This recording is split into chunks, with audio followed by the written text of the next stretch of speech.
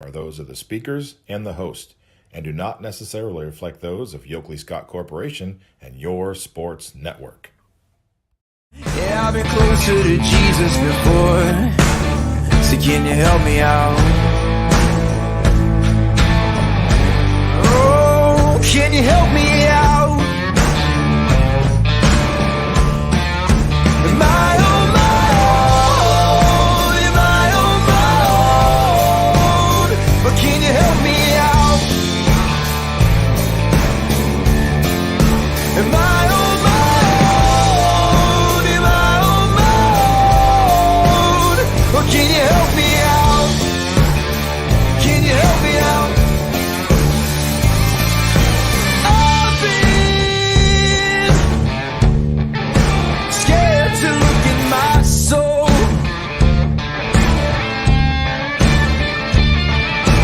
I've been afraid I would follow the road. Yeah, afraid of the things I've been told. You know what day it is? It is Friday, which means it's playoff time in the football field, and it means it's time for our playoff preview edition of Running Point, brought to you by Greenwood Chevrolet in Austintown here on ysnlive.com. Anthony Hartwig with Mr. Ty Bartell.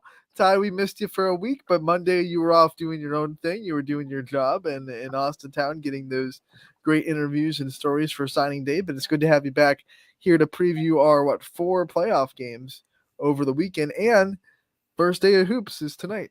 It's going to be exciting too, and I've gotten a chance to talk with a fair amount of coaches too that are going to be playing over the weekend, so it's going to be an exciting time. Girls open up this weekend, boys will open up starting next week. It's hoop season, and I'm certainly giddy for it. Yeah, but before we get to all that, we have to talk about the playoffs and what we have on the line tonight. I want to remind everybody that the YSN's broadcast tonight are going to be back to free, but they will be audio only. The OHSAA and Spectrum Sports has video rights for these games, so they will be totally free to you, but they will be audio only broadcast. No video tonight on ysnlive.com. If you're still interested in having video, the OHSAA streams it. I think their price per game is the same as ours was. I think it's a $9.99 price gets you that game. The only difference is you don't get the other games on the OHSA network when you pay that $9.99. So if you wanted to watch South Range and Canfield tonight, it would cost you about $18 instead of just one payment of $9.99. But hey, not everyone can do it as good as we do, you know.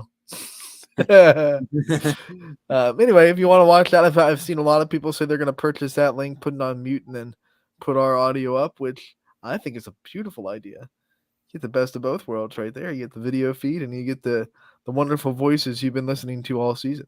Yeah, no doubt. And like we said, if you don't want to do that feed, we got your back either way. We got you with the audio exactly. You don't want to miss like the guys that have been with these teams throughout the whole season. I mean, they just you can't have some random announcer come in and bring the same energy to your broadcast. The beautiful thing is, in my personal opinion, that adds to it. The beautiful thing is, too, on Facebook, especially with these new smartphones, you can go off of the app while still listening. So you could even be in the car, too. If you have Bluetooth aux or whatever it is that your phone utilizes, you could utilize it same as a radio, or you could have it be playing on your favorite speaker as well. So same kind of gig as old school radio listening, with the sports broadcast back in the day. But that's all right. We'll go old school tonight and hopefully talk about a couple teams going to state. All right, so tonight we have Division 3 and Division 5 playing, but I believe also Division 6 is tonight. No, Division 6 is tomorrow. I think it's 1, 2, 3, 1, 2, and 5. 3, and 5 tonight. Yep. So Divisions 1 and 2 also in the state playing for regional championships. We have teams in Divisions 3 and 5. Tomorrow would be 4, 6, and 7. But we'll start with Division 3. It is Canfield versus Chardon. It's another rematch. This has become the classic postseason rivalry, almost like the Steelers-Cowboys back in the 70s where, regular season, they don't really see each other, but when the postseason comes, when the Super Bowl comes, you kind of just understand that it's going to be Cowboys, it's going to be Steelers, it's going to be Chardon, it's going to be Canfield. Coming in, I think there were a lot of people that thought there's a really good chance we just see Canfield-Chardon match up again. It's happened 3 years in a row. Chardon has won 3 state championships in a row, and Canfield is looking to finally figure out that puzzle that the Hilltoppers bring to the table. The thing is, too, with this whole matchup, you take this back. Let's rewind to last Friday. Chagrin Falls Kenston gave Chardon everything that they can handle and more in that I'll game. say it. Chardon kind of lucked out. Yeah. They got a kickoff return for a touchdown that won that game. They didn't score an offensive touchdown. They Their defense played really well. Their defense is always going to Absolutely. play really well, but you didn't score an offensive touchdown and you still walked away with a win. I think there are parts of that coaching staff that are like, okay, we kind of escaped a game where we didn't play well. I know not a YSN school, but definitely respect goes out to that Kenston squad. 13 seed, making it all the way to the Final Four in the regional and almost getting to the regional final, giving the number 1 seed everything they could handle. That was a great Cinderella story for them. On the other side, Canfield and Ursuline battled. We knew we were going to get a YSN team in the finals. We just didn't know which one it was going to be. And Canfield cooled off an Ursuline team that made it to that state championship stage a year ago. And they cooled off their offense, and it was defense that prevailed in that kind of age-old adage of defense will win you championships. Well, maybe not a championship yet for Canfield, but definitely a big game to get them to a regional final. What I liked about that Ursuline game, Ty, which I think makes me very optimistic about tonight's game on Canfield's perspective, is every snap, almost every snap, I should say. I mean, there were probably maybe 1 or 2 snaps they weren't, but almost every snap that Canfield had the ball, and Canfield, even if they run deep, I shouldn't say if Canfield had the ball. Every snap that happened, Canfield was just a more physical team. They brought more physicality. They pushed Ursuline around on the line of scrimmage. You need to do that to beat Chardon. Kenston slowed down Chardon by matching their physicality, right? So it was a physical game, defensive, minded. You gotta match their physical energy, and if you do that, you can give Chardon a really good game. So the fact that Canfield was able to really be a physical football team against Ursuline and really kind of impose their will, that makes me kind of hopeful that they can do that tonight. The only thing that I have to worry about is, is that mental block going to happen where it's Chardon? You kind of tighten up a little bit because it's Chardon. You've played each other 3 times and you really want the victory, but sometimes, Ty, you can want it a little bit too much, if that makes sense. Still muted. Honestly, this Canfield team offensively, too, since the playoffs have started, have looked just fine. They haven't had really any kinks in their armor, where Chardon, they showed a little bit last week with their offensive drive, with not being able to put together an offensive drive, I should say, against Kenston. And now Kenston's a great team, but you look at everything that Ursuline's able to do offensively, and for Canfield to be able to defensively hold that Ursuline team to under 30 points. Yeah, Ursuline gave themselves a chance to win with 25, but the point is that Canfield did enough defensively, held a very, very talented Ursuline team that could score in a multitude of ways to just 25 points, and they did it with a lot of great defensive stops. I said this on Monday. I think the key to slowing them down was stopping the run. They stopped the traditional run game. They didn't stop Jack Erickson from his quarterback draws. That kind of got him off the snide a little bit. But the traditional run game for Ursuline, they couldn't get Christian Lynch going. They couldn't get the handoff, the drop back, and because of that, they couldn't get the play action going. So if you can stop Chardon's run, Chardon's a run team, right? I mean, they run all the time. So easier said than done. But if you hold their run game down and really shut down their offense, the one sustained drive they had last week against Kinston was the one that would have sealed the game in the 4th quarter. They went all the way down, got to the 3-yard line. They were up 10-7. A touchdown would have iced it, and they fumbled at the 3-yard line. Kinston got the ball back. Now Kinston couldn't drive the field and tie or take the lead, but that was the one sustained drive the Hilltoppers had. Was at the end of the game, and they fumbled it away at the 3. The big thing that Canfield has an advantage, and I've been commenting on this since the start of the playoffs, but it really has been the theme the whole season. Their linebacker play has been phenomenal from game 1 of this season all the way until now. It is the play of the linebackers, that second line of defense, that has been so talented for the Cardinals this year, and it's really been what's helped them stop a lot of prolific run offenses this season. And, it's going to give them a good chance against the Hilltoppers. The biggest key is that secondary, too, which has had flashes of brilliance, too. When that Canfield secondary is going, too, if you can just lock down the receivers for those opportunities that Chardon's going to look for to try to pass, get the big pass on you. Yeah, If and you can shut that down, I think Canfield has a great chance. because you're going to load the box tie, you're going to have a lot of one-on-one opportunities for your corners and your safeties. So they're going to have to lock down one-on-one man-on-man defense, and not let people get loose behind the secondary. And they have to be able. Excuse me. Against this offense, your secondary players have to be able to tackle. Like you cannot stop this offense if you don't have corners that are willing to tackle and safeties that are willing to tackle. Canfield definitely has that.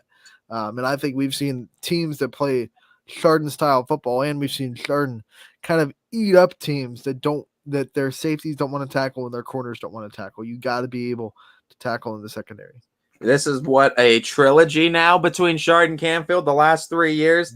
And, hopefully at the end of the trilogy, one of the good guys win. And we talk about our YSN team in Canfield. A lot of respect, though, to the Hilltoppers and what they have done. That program is on top of the world. They are doing it the right way and doing all the things, all the little things right. Canfield, though, they've matched up with this team. They know what the Hilltoppers bring. They know what they're all about.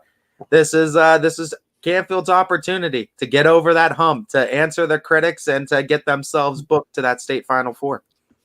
As we're analyzing this game and we're going over, things that Canfield might have an advantage in, that I have to bring up one thing that I have to watch this from a analyst point of view to think, okay, this is something that Canfield might have to watch out for. Remember, I said that Jack Erickson really did well with his quarterback draws and his designed quarterback runs. Oh, we have DJ Oakley popping in. I didn't even see it. Sorry. Owner, Bossman. When he pops in, something good's about to happen.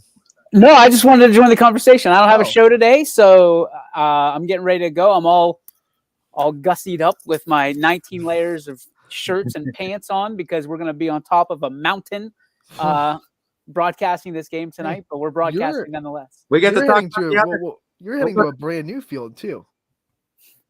Well, I haven't been there. I've never been there. I've seen pictures of it. I'm not real excited. I got to be honest with you because I heard it's very small. I heard it's beautiful, but I heard it's very, very, very small, like 12 rows of bleachers.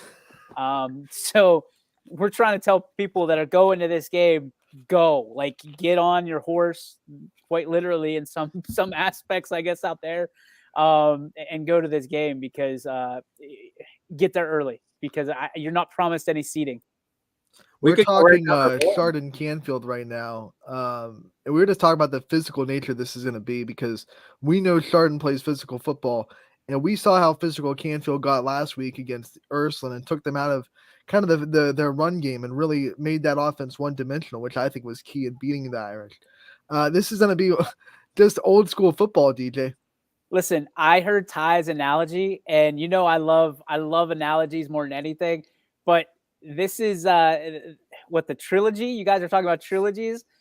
Just remember Return of the Jedi, man. Return of the Jedi. Just remember Return of the Jedi. Remember the new Star Wars. The good guys are looking to prevail. And I think, listen, Coach Pav, he's got 28 seniors. There's going to be no other time that I think in the near future that he'll have that many dudes, this much depth to throw out at Chardon at the what is it? The Death Star. So even though we're trying to get Chardon, we're in conversations right now with the Hilltoppers.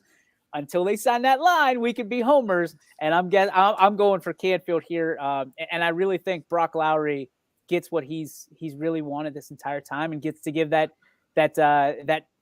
Chardon victory to Coach Pav as one of his parting gifts as he heads to the Big Ten next year. He feels like the X factor in this whole equation this year, this time around for Canfield. It's like Chardon has all the pieces that they usually have. Chardon's super talented, uber talented, but they don't have a Brock Lowry this year, and they don't have a senior Brock Lowry that's at his primed, well seasoned. I mean, this is the best version of high school Brock Lowry that we're going to get on the field. Oh, I don't think there's a doubt about that. I think that there's a lot of revenge factor in that Canfield locker room and that on that Canfield bus as they travel, to Ravenna, and not that Chardon doesn't have their own reasons for winning this game, obviously, but at the end of the day, I'm always with the underdog. I'm always going to side with that underdog, and hopefully it's a great chapter of the DVD when they write that championship script for Canfield this year. Yeah, and I know a lot of people are looking at last week's game and thinking, well, oh man, Kinston showed some blueprints. You can really open the door with the Chardon team. I was telling Ty, like Chardon made some uncharacteristic mistakes. So I think if fans are watching that game from the Kenston game and thinking that's going to be the Chardon team that shows up and Canfield's going to have, this is going to be a cakewalk because this isn't Chardon from last year. Like, I think when a team like that makes some mistakes in a game prior and escapes, they can be pretty dangerous because they're going to be locked in the rest of the week, right? Amen. So you're not going to With make house those money mistakes, at that point. right? Yeah, there's a excuse me, I'm catching Anthony's cold. There's a lot of people in Canfield that wish that they played that game just a little bit later this week because I think Chardon is going to be on point. I really do. So, but that's what you want. Yeah. Canfield's sitting there.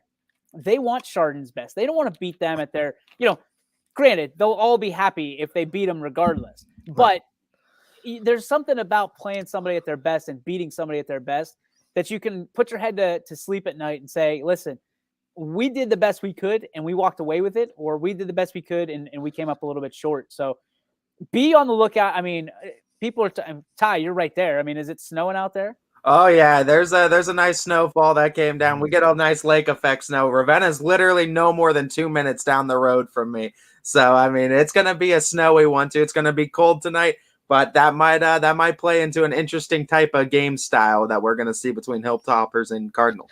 I just got an interesting idea because it's Richie and Ackelson tonight. Ty, would you maybe want to go to that game?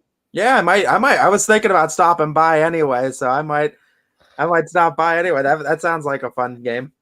Let me see what Richie and Ackelson have up their sleeve, but it would never hurt us to have a third person there just in case. So let me see what we can do. Yeah, no doubt. But talk about the game right down the road from Canfield, another Canfield team, the game you're going to tonight, South Range Perry. And DJ, this was like a game I feel like Anthony and I talked about way beginning of the season. Once Kirtland moved to Division 6, it felt like that boulder that kind of stood in South Range's way was a little bit smaller now in getting back to that state Final Four. It seems like they're super focused this year and that nothing's really standing in the Raiders' way. So you talk about boulders, right? So the image in my head is the boulder in Indiana Jones chasing Indiana Jones down that path. Because that always seemed to beat Kirtland. Like, you had some great teams. Look at the last 4 years of South Range and the great teams that they've had. This year, they don't. I mean, we talked about it. People have talked about it. The media's talked about it at length. There's no Kirtland. Everything opens up. Listen, there's still some really good teams. One of those teams that happens to be standing in front of them and across the sidelines from them tonight, and that's Perry. Everybody was looking to Garraway. Everybody said, oh, my gosh, we get round 2 of Garraway and South Range. Last year, if you recall, South Range won because of a trick play in the end zone. Now, there's a lot of people that wonder if that catch was actually made. Not me. I saw it with my own eyes. I saw it. Aiden Leon bring it in and a good throw from Shane Lindstrom. But I will tell you this, that whatever happens tonight, I'm being told that it's a little dicey, the weather. South Range, and somebody tagged me this. You guys know me. 90% of the stuff I say, I don't remember. South Range will travel, and they will travel well. And I'm sure Perry, as a D4, now a D5, will do the same. It's going to be standing room only. It's going to be people on the fence. It's the football that you watch Varsity Blues and see people 6 deep on the fence, and you say, I want that kind of football. It's going to be snowy. It's football weather.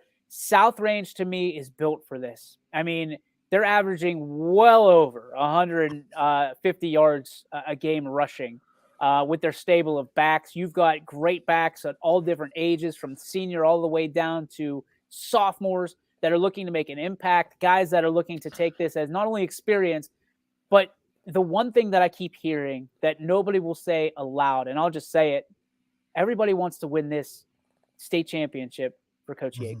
Everybody wants to see Coach Yeagley with that state championship in his hand because he deserves it. He's one of the most well-liked guys. He's one of the greatest coaches that this area has ever had. And I'm telling you that there is a locker room full of people. There is a stadium full of people that hope and wish and pray that Coach Yeagley is the guy. At the end of the day, when we're talking in December, December 2nd at 10:30, when that game is complete, that he's the guy in the burgundy and gold holding that trophy high, because it'll mean so much, not to this program, but to this area for what he's contributed all across the board, not just the South Range. And it would be his third trip to a state semifinal if they're able to win tonight. Back in, well, their first was 2005. And I think they did again in 17, right? 17 is when they got back. Yep. So it would be their third trip to the state semifinal if they were able to win tonight. And Eastwood's over there. If you guys remember, Eastwood was the team that knocked them out in 17. They're over there. There's a lot of good teams left. But you know what?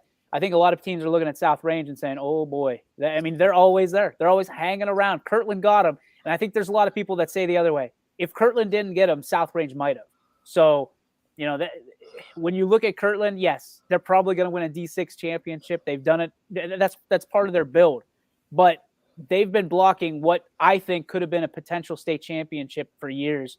And this team, they're a team, guys. It's a team, a true team. You're going to have to cut more than one head off the monster to take down South Range. And I've said this all along.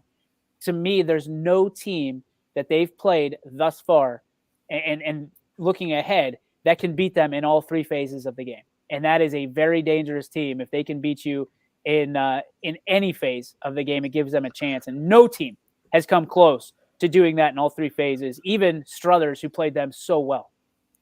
I think too, we're looking at what South Range is able to do. I think that's one thing Anthony's commented on all season long is just the defense of this team this year. The offense is South Range offense, like we've grown accustomed to seeing, but that defense has hit another level. They've played a style of defense that is mean, and it is taken the not only NE8 but all their opponents by storm. And I think that's been kind of the X factor of the Raiders this whole season. Averaging 8 points a game, giving up, right? And that is the regular season and the playoffs at this point.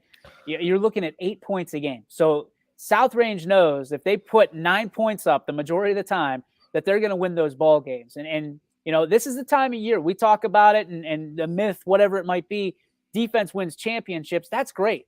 But the offense is the one that you have to make a conscious decision going into a game against South Range. If you are going to match them and try to go into a shootout with them, or you're going to try to stop their offense and snub it out and have a defensive battle. And then on top of that, you've got to worry if South Range gets it close, they've got Logan Butcher. And before that, they had, the name's falling off right now. Luke kicking field goals. I apologize. The last name's Starkey. Luke Starkey kicking field goals, who he breaks his leg and everybody goes, what are we going to do now? Well, out of the soccer team, that is unbelievable as well. They get Logan Butcher, who is just drilling 42, 43-yard field goals, no problem. So the weapons you have to match against South Range, you have to go in, and if you've got one guy to beat on your squad, just know that David Rock, the defensive coordinator, is going to isolate that person and make you beat them a different way. And nobody's been able to do that in years. I think South Range did that really well last week with Mooney's running game. They knew that Mooney was coming in without their best receiver, and they said, we got to stop the run, and they did a really good job of locking down the run game, even before their starting running back got hurt. Well, that's interesting, Anthony, because I think they did a great job of locking down Mooney's number one receiver all year, which was Alec Delsignore.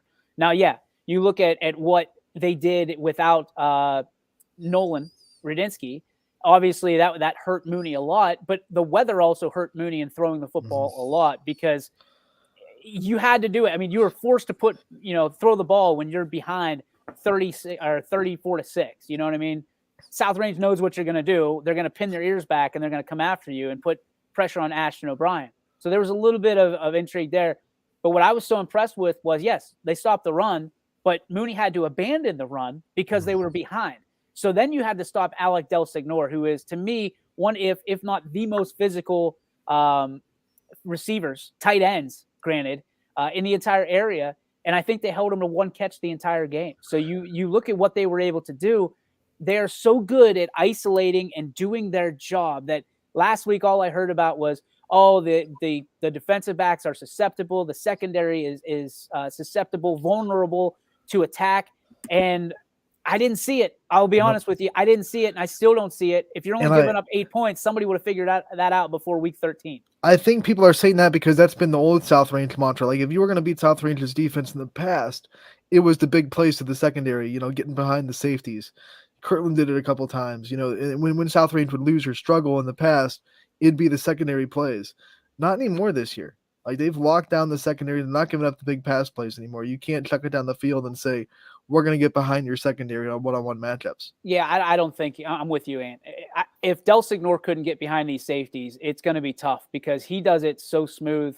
I'm cutting highlight videos for Mooney right now, and watching him get behind safeties and really – because what are you going to do, cover him with a linebacker? Because he's going to blaze that. I mean, he basically is Rob Gronkowski or Travis Kelce, and you've got to match him up with a strong safety or a full safety that can hit and can cover at the same time. So, again, these Raider defensive backs in the secondary has done so well.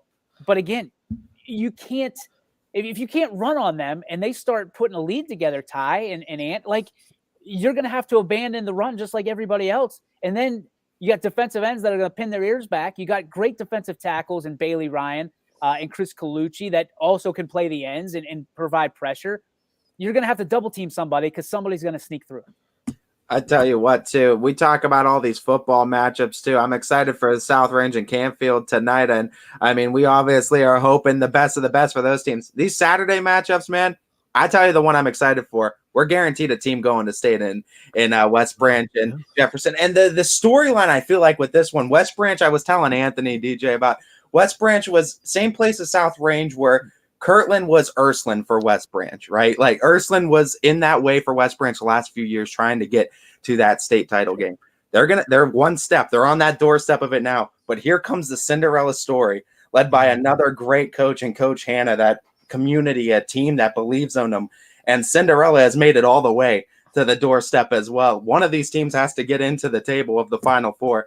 I'm excited because we know one of them, YSN represented, we're going to be in the state. Yeah, we know we got to check going to the OHSA next round for sure. But at the end of the day, yeah, I like the Cinderella story that Jefferson is. I like that West Branch is, man, you just want them to get over that hump. You want so much for Drew DeShields and for these seniors and what they've been through.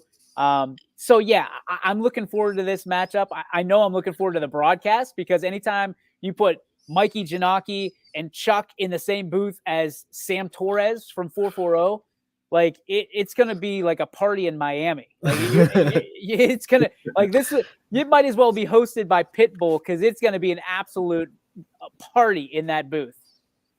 It's funny because the last 2 years, West Branch was the underdog in this game because they were playing Ursuline. And now they're like the top seed playing the Cinderella story. The tables have flipped a little bit on the story of West Branch in the playoffs. One thing I got to tell you, we got to look at the quarterback play because as good as Drew DeShields is, give him his flowers. He deserves it. MVP for YSN. I mean, dude, phenomenal this year. Grant Hitchcock, man, he could sling the rock too, and he can run. That's the thing. Like last week, he had 6 running touchdowns, 191 yards. Exactly. Threw the ball 5 times. He doesn't need to, but when he does, man, he's got an arm to dial it up, and he's got the legs to run for days. So he's an all-weather type of quarterback. He's dangerous as well. I'm excited to see what these two QBs can do against these defenses. Well, and I think Grant Hitchcock has a little bit of an advantage because, again, he can play all over the field. He's not just a quarterback. He can run the ball, as we know. He can catch the ball. He played wide out this year. So there's a little bit of danger that when you're studying Jefferson film, that you have to know where that guy is at all times because he will hurt you wherever he is on that football field. And even if he's not, because you have to gear up for him and wonder, okay, why isn't he on the football field? What else are they going to be able to run? Jefferson played almost a perfect game last week because they executed the game plan to perfection. They slowed the game down. They scored on every offensive possession they had the ball, except for the one that they need the clock out in victory formation. And they did it with the run game. They really didn't have to kind of throw the ball. They really kept the team they played is escaping me. Canton South. Yeah. They kept Canton South's offense off the field for a huge portion of that game. Took a big lead in the halftime and just kind of iced it from the third quarter on. And Canton South is no slouch. Like people are sitting there going, okay, well, it's just Canton South. Like we've seen some absolute slobber knockers this year with Canton South. We've seen some big wins that they've had on our broadcast And I'll be honest, there was a lot of people coming to me telling me that their jig was up and Canton South was on their way, and we were going to see the old NBC matchup or EBC matchup, depending on where you look at it and how long ago you want to talk about, of West Branch and Canton South. And I'm sitting there and I'm listening to the broadcast and I'm like, this is not going the way that Canton South thought this was going to go. Everybody that told me that, writing the obituary for Jefferson, and I'm sitting there and I'm like, listening to Sammy and Pat at the time, I'm thinking to myself, this is not what the experts were talking about when they were writing this. And good for Jefferson. And, another week of football. And you don't want to sit there and be like, well, we're going to write the obituary now. You're just taking it from one week to the next. If you are not telling yourself that this team could be for real and this team deserves to be in the spot they're in, you're joking yourself. You're absolutely in denial, because I think West Branch, yes, as powerful and as strong as they are, and as many people that feel like West Branch has punched their ticket to the state semis, be ready. Be ready, because I don't think there's anybody in that locker room that's going to have any white towels ready to be waving on that Saturday night. Yeah, they had a hard week of practice too.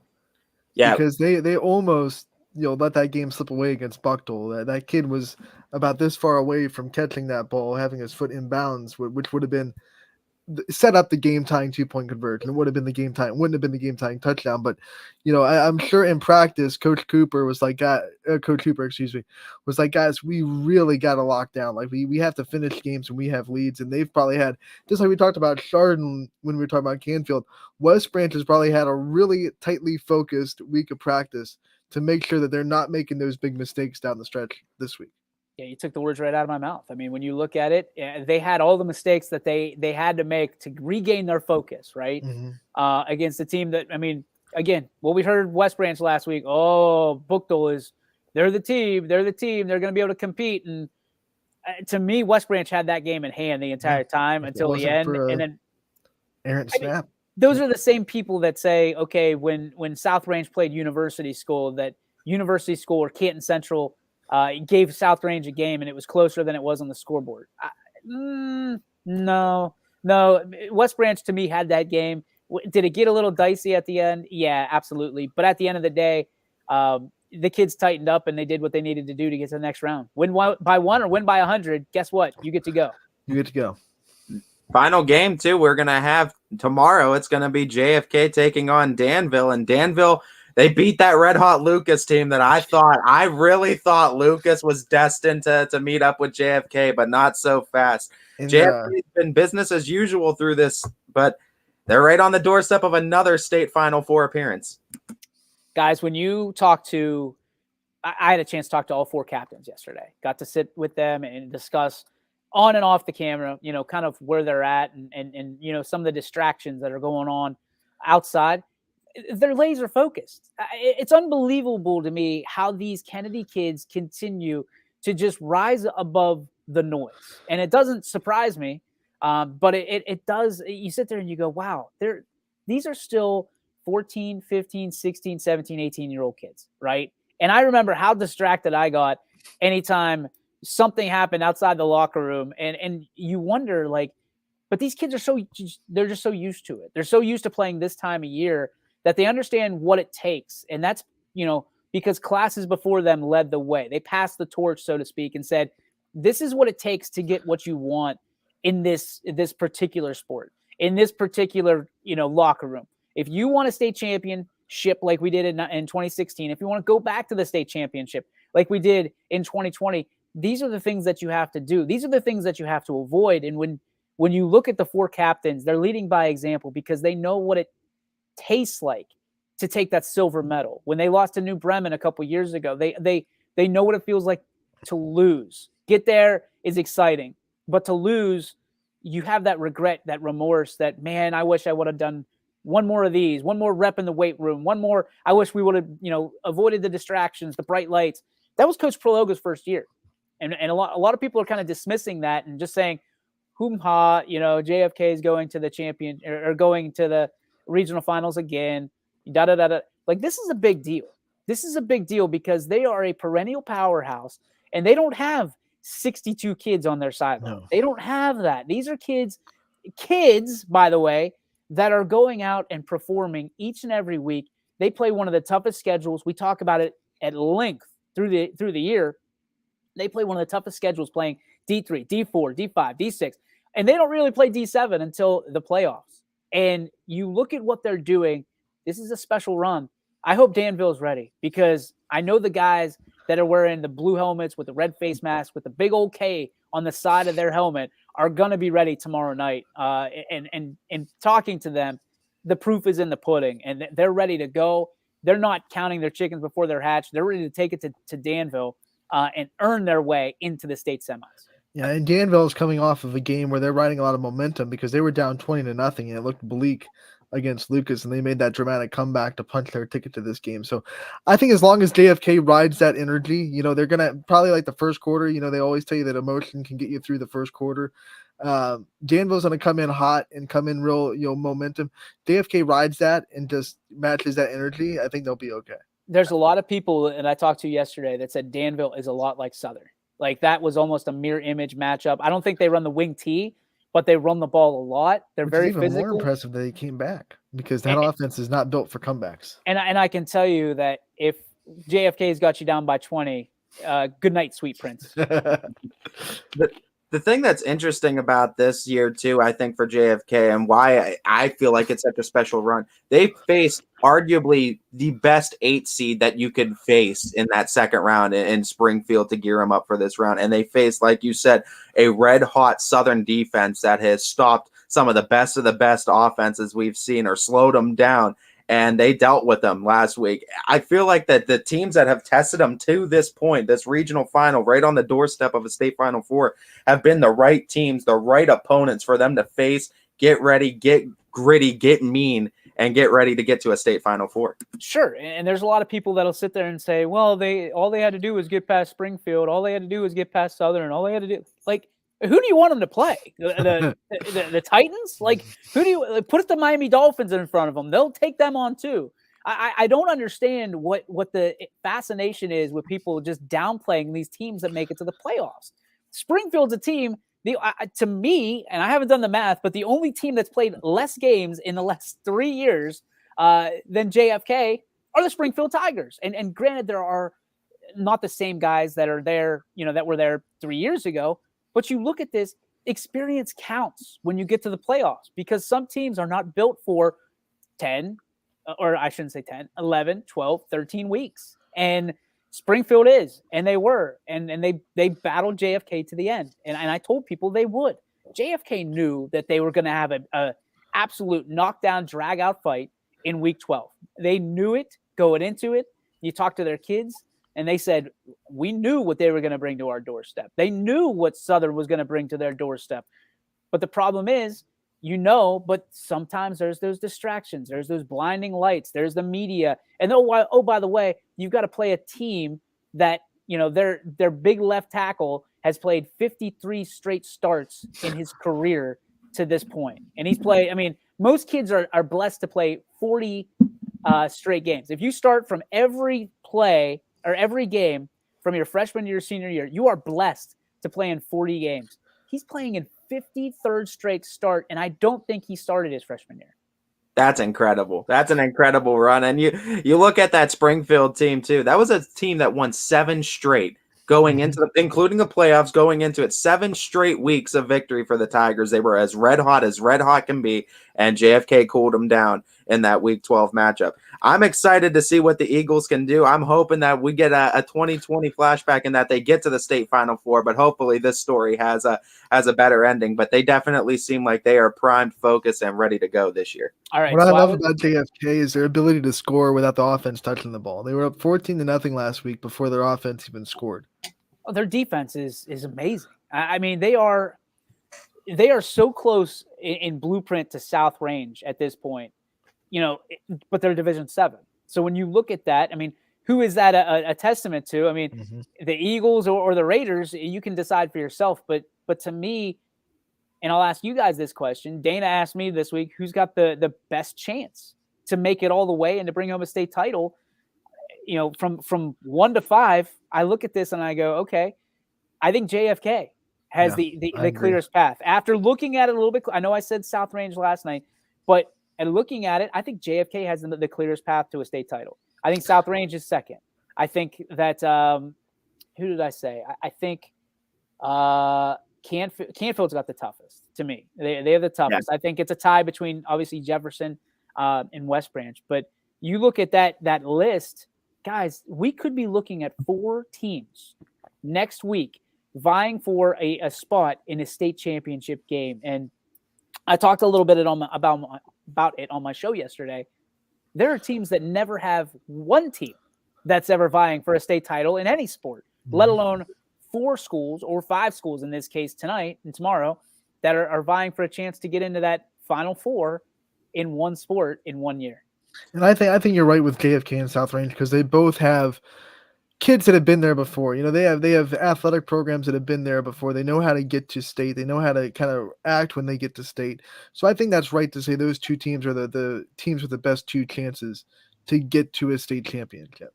It's just hard too. When you go up divisions, you're going to deal with more depth, and there's just more guys that can ball that are just backing up other guys that can ball. Where like numbers become an issue the lower divisions you get to, so you got to worry. Some teams have to deal with number issues later on in the season. Injuries kind of hurt a little bit more. So, I mean, you look at the fact that JFK and South Range have remained healthy, too, is a testament to what they've been able to do, that they've been dominant, but they've been healthy for a majority of the season. Well, and there's a lot of people that'll look at Division 4 and they'll say, well, yeah, if Canfield gets past Chardon, you know, they might have smooth sailing in Division 3. But you look at Division 4 and you go, oh, there's Glenville sitting right there, which is basically a D1 team playing as a D4. They might have some trouble getting past Mr. Ginn and the boys over at Glenville. And I don't dispute that. But I believe in our guys. And I think that, you know, the winner of tonight or tomorrow's game, rather, between the Falcons and the Warriors, you know, they're going to be beat up. This is going to be a physical game, especially if there's snow on the ground. You're going to see the ball on the ground a lot. I don't mean fumbles. You're going to see the running game take precedence over a passing game. So what does that do to Drew DeShields? We don't know. We don't know what will happen. We saw last year what happened to JFK in the snow against Newark. So it looks like they're lining up to play Newark. If I had my Skittles in a row here, I'd put it as JFK versus Newark next week. But we don't bet on sports. If Canfield wins, then the other 3 teams in Division 3 are going to be licking their chops because they finally won't have to deal with Chardon, and that's a 3-time state champion. So if Canfield wins, there's going to be 3 other teams that are looking at that saying, "Okay, now that door is wide open." See, that's the way you look at things. I look at things a little bit different because if Canfield beats Chardon, people go, "Oh boy, what's?" And then like go ahead and look at Brock Lowry's highlight reel and what Canfield has done offensively this year, and try not to be impressed. I'll wait. I'll wait for you guys to sit there because your jaws will hit the floor with what this kid and these kids have been able to do all year. And if they have the mindset of, oh, thank God Chardon's done, then they got a weak ass mindset. That's all I'm going to tell you. It's like those movie scenes too, where you see the brave, courageous warrior who slayed the dragon and, you know, overcome the dragon too. You know that warrior means business. Yeah, they'd be carrying the dragon's head into the state semifinal.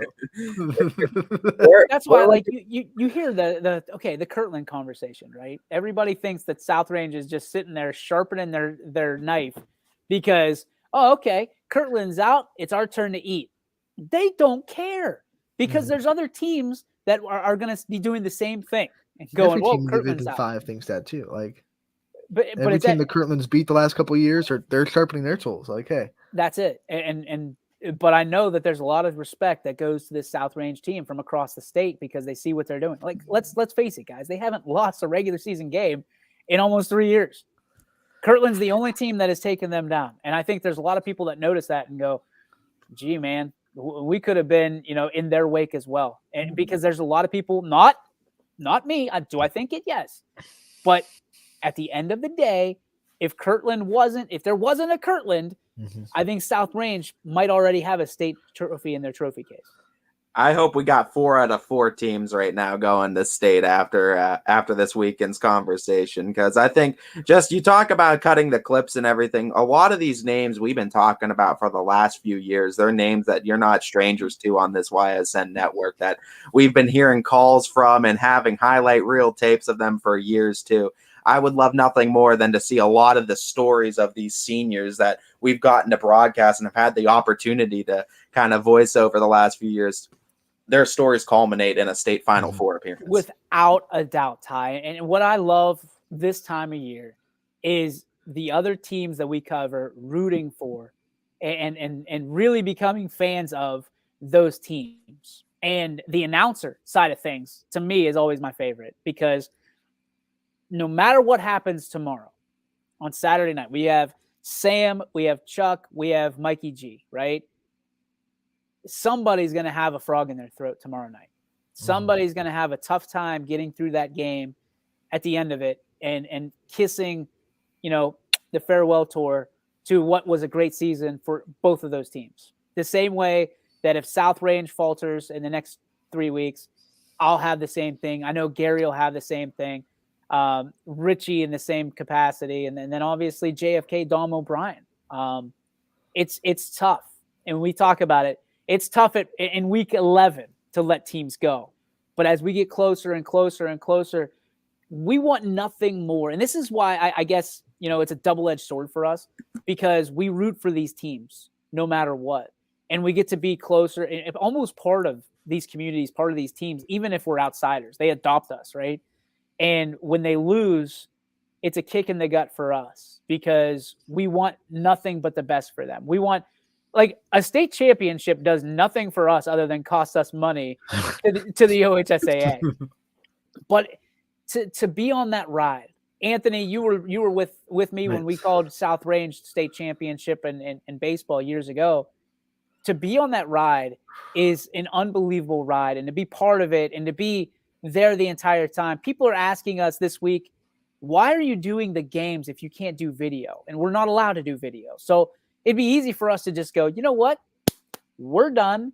We'll follow you from afar. We'll say thank you. We'll keep doing our interviews and just let you go.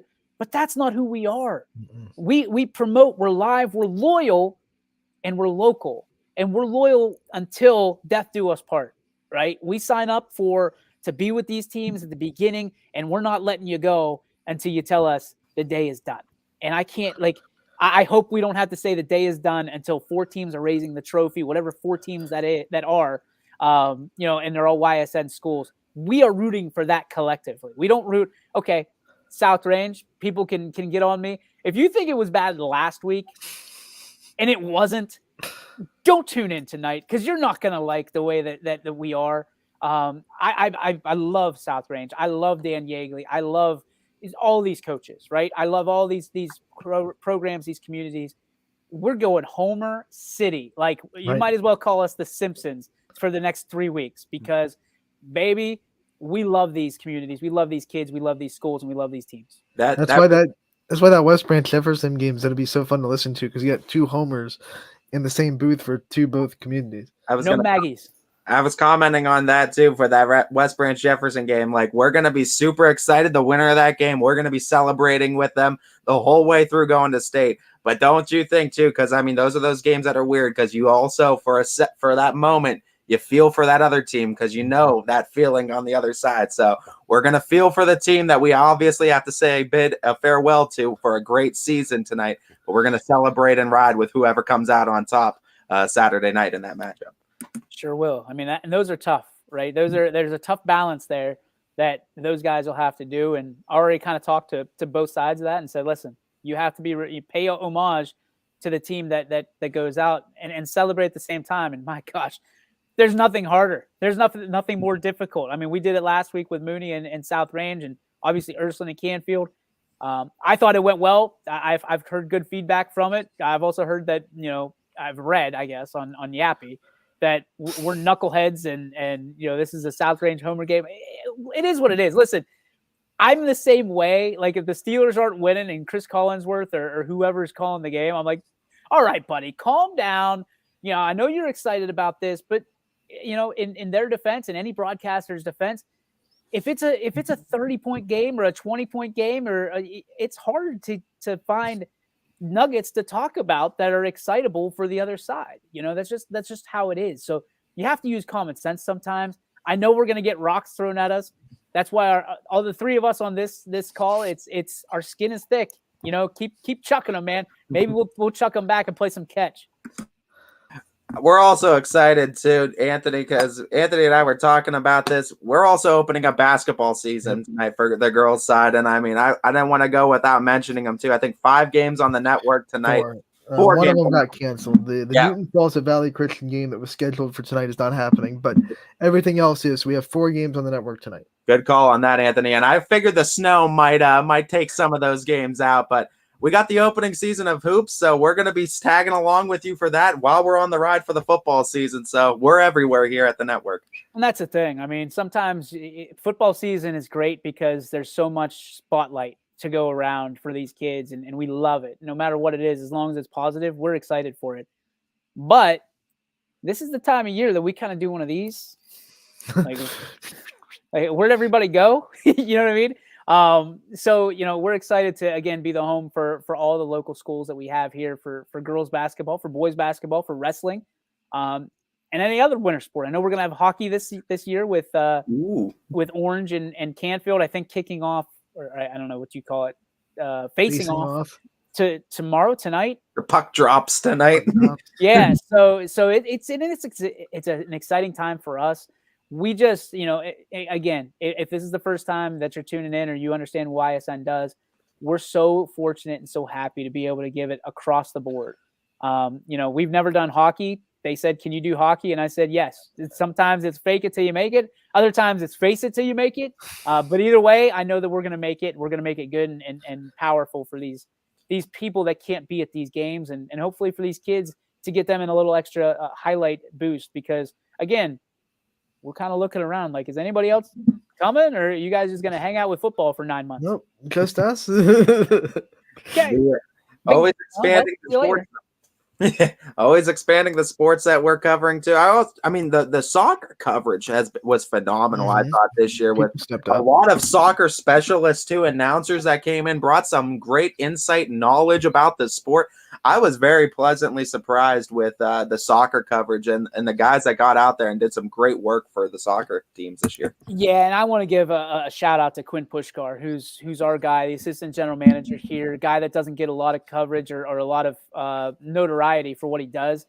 I mean, when he came to me and told me that he scheduled 1,500 basketball games for this season alone, that's our goal. Our goal is 1,500 basketball games. Like, I remember with the days where we were hopefully we would get 100, right? And now we're 1,500. Quinn is pushing himself to the limits and pushing our announcers to the limits. And to your point, Ty, thank you to all the people that are going out for soccer, for volleyball. We had over 200 games this season of volleyball, which blows past anybody other than the NFHS, who does absolutely nothing other than put a camera in gyms. Those are 200 broadcasts. Those are 200 opportunities for these kids and parents and families to hear their names called on a broadcast. And for us, that's exciting. We're already, last year we did 2,332, I think is the number, games on the network. And those are just games alone. Doesn't include our events like our shows or our interviews or things of that nature. So anytime you can get over 2,000 games, it's good. But when you look at what basketball could do for us, we already have I'm looking at Quinn right now, over 200, 300 games for football, something like that for the season. And if you add another 1,500, we should blow past with baseball and softball and all the stuff that we do in the summer.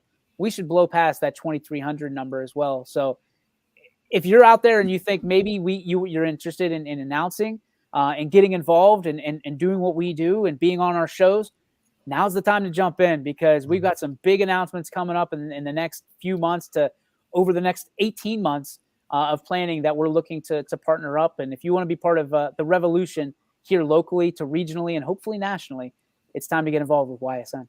Absolutely. So here are the games that are happening tonight on the basketball court to tip off basketball season. Canton South will be at West Branch. That game will be at 6:45. West Branch hosting a tip-off classic this weekend featuring a lot of great teams, some YSN teams, some non-YSN teams coming up to West Branch. There'll be 5 games there between tonight and tomorrow. And it all starts with Canton South at West Branch. Shout out to Sophia Gregory, who just today committed to YSU to continue her academic and athletic career. She's phenomenal. No shocker there. She's Dude. phenomenal. Coach DeShields talked about how much height this team has too. This is a team to watch out for this year, man. They're just adding just snipers. That like they're good already. Coach Barnes is going to just like, okay, let's add this person and this person. It just tells you how good basketball is locally here, that we can keep that, do that Jim Tressel, plant the flag in the state of Youngstown and say, here we go. We're taking you. You know, West Branch had one Youngstown State player that graduated a couple of years ago, Melinda Trimmer. So now here comes another one down the pipeline, Sophia Gregory. They'll open the season with Canton South tonight, and then they'll actually play Canfield next week. So 2 really good games for West Branch to start off the season. Howland will be at Salem. That game's going to also tip off at 6:45. Salem opens the season. They went further than any other team did last year in basketball, going all the way to the regional finals. Ty had a chance to talk with Sarah Hamilton earlier this week. You look at it, they lost 5 seniors, but they still have a lot of core of that talent. They still are going to play an excellent defense. That was their identity last year. Salem team, not going to go away from what they were last year. Coach Hamilton does a phenomenal job over there as well. And I mean, she rallies the troops time in and time out. They got a great staff over there. Our very own Eric Bailey is a prominent part of that too. They're going to be great this year, I think, and they're going to always give teams a run for their money, and they play defense. They play defensively sound basketball, and I expect the same kind of tenacity from the Quakes this year. The return of SWATzilla. Oh, she's back. That's the exciting returner for the year too. And I mean, lock down the paint for sure. Look out for Davidson, man. She has all the tools to be player of the year here on YSN. Riley Hutton, an all-Ohio soccer player, brings the speed to that defense as well. A lot of good players still on that team. I know they graduated 5, but still have a lot of talent left in the toolbox for Coach Hamilton Phillips now. So congratulations as well on the new marriage, the new last name to Coach Hamilton Phillips. Do we have to make a new graphic for her and put Hamilton Phillips on it, or does she still want to be Sarah Hamilton? We got to ask her. We got to ask. We're going to have to talk to her going forward for sure. Youngstown East will travel to Lakeview tonight. This game is going to tip off at 6:15.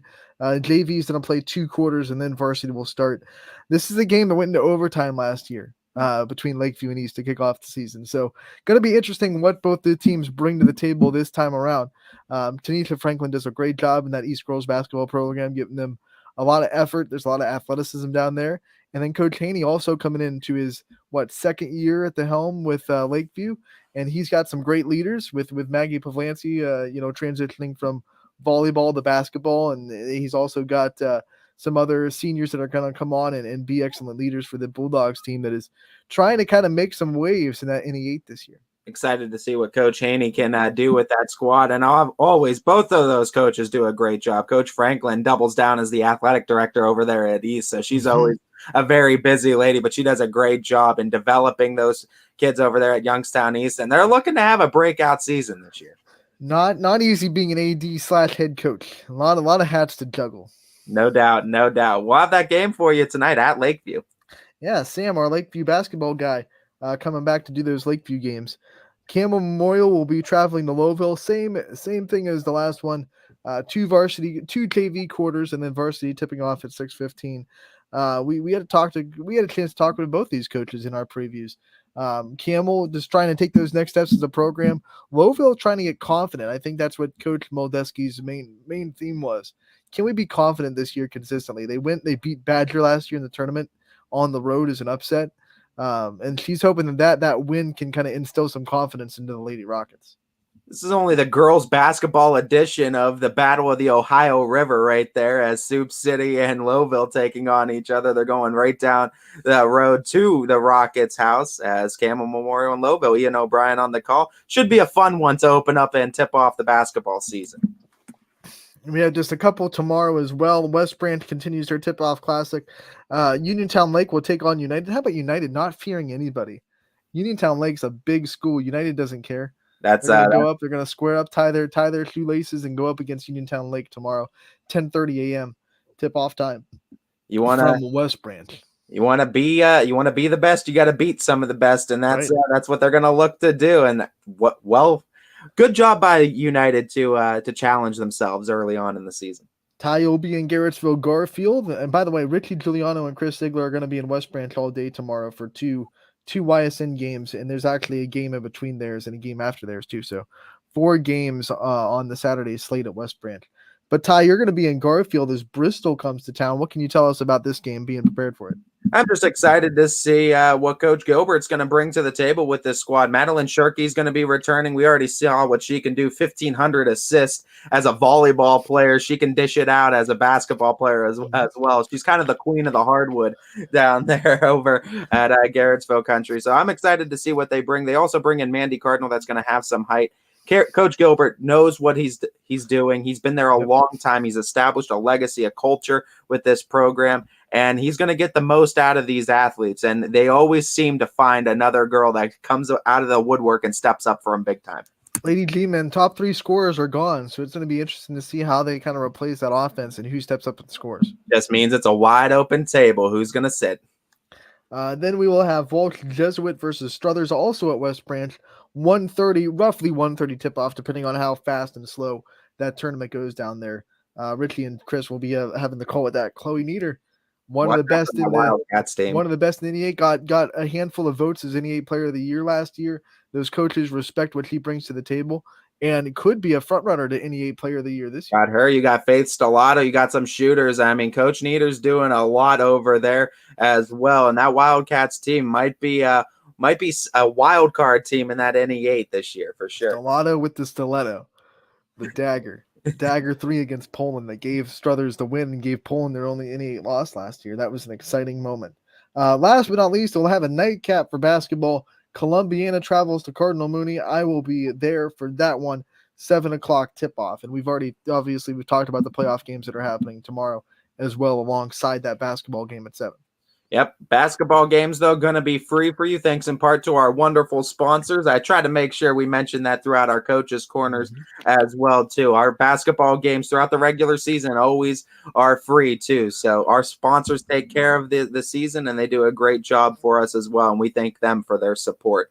On top of it, you can hear some of the voices too. Michael Ganaki, I think, is going to be at that South West Branch game, so you get to hear the voice of the West Branch Warriors before the football game tomorrow. So it should be fun tonight.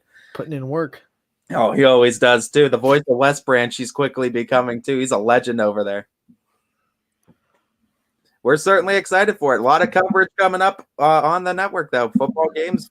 $9.99 will get you access to 4 of them. If you get them, what is it? No, it's free tonight. Totally free, audio only. Yeah, totally free. I don't know what I'm thinking. You're in school mode. You were trying to fill that awkward silence is what you were doing. Yeah. God bless you. Misinformation.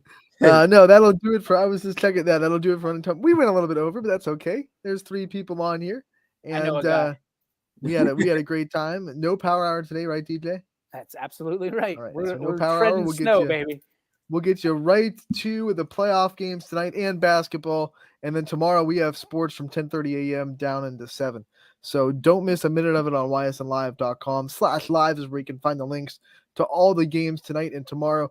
Make sure to tune in. Me and Ty will be back on Monday from 1 to 2 to recap all the weekend's action and talk about what went down. This has been Running Point, brought to you by Greenwood Chevrolet in Austintown.